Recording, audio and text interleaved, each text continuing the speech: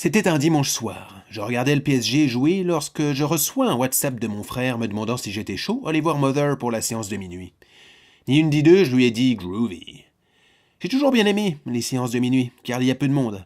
Les gens mangeaient, donc il n'y a plus de place pour les pop-corn et autres gourmandises bruyantes et dérangeantes.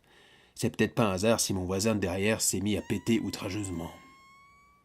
Alors Mother, c'est l'histoire d'un couple, interprété par Jennifer Lawrence et Javier Bardem, qui vit dans une maison magnifique et a priori plutôt éloignée du reste du monde. Une nuit, ils accueillent un étrange invité interprété par Ed Harris.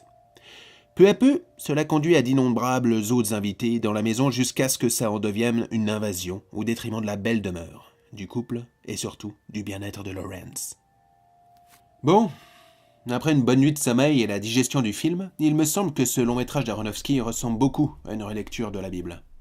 La maison et le personnage de Lawrence, dont le film lui est intitulé, représentent notre planète. Le personnage de Bardem représente le créateur, Dieu. D'ailleurs, son personnage est simplement présenté dans le générique sous le nom de lui, et non pas du mari ou même du poète. Et enfin, Ed Harris et Michelle Pfeiffer, les premiers invités envahissants, sont assez similaires à la représentation d'Adam et Ève. C'est d'ailleurs à partir de là que l'intrigue s'est engouffrée dans ces références bibliques. Dommage, car avant cela, on avait le droit à un thriller plutôt tendu et nerveux.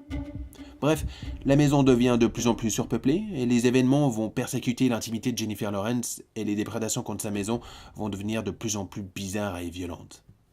Alors, même si je reproche au scénario qui pousse au fil du film son message au paroxysme, perdant pour moi une certaine cohérence, il faut avouer que techniquement parlant, Mother est entièrement réussi et abouti. Grâce à sa réalisation, sa photo et au travail sonore, cette traversée dans la folie absolue est encore plus immersive et déstabilisante. En regardant autour de moi, j'ai vu beaucoup de gens partager. Certaines personnes ont l'air de n'avoir pas bien compris le message, et d'autres louent les comparaisons sur cette relecture de la Bible. En ce qui me concerne, sans avoir été emballé, j'ai plutôt apprécié le film. Cependant, je dois vous avouer que j'ai toujours eu un peu de peine à apprécier l'utilisation du symbolisme et des messages religieux au cinéma. Particulièrement quand ils sont représentés de manière aussi intrusive, et c'est le cas de le dire dans le film d'aujourd'hui. Je porte à croire que le film aurait pu être bien meilleur si Aronofsky avait su proposer son sujet de manière un peu plus suggérée ou subtile qu'avec cette deuxième partie complètement what the fuck. Mais Mother reste un film étrange et absorbant dont il est impossible d'en ressortir indifférent.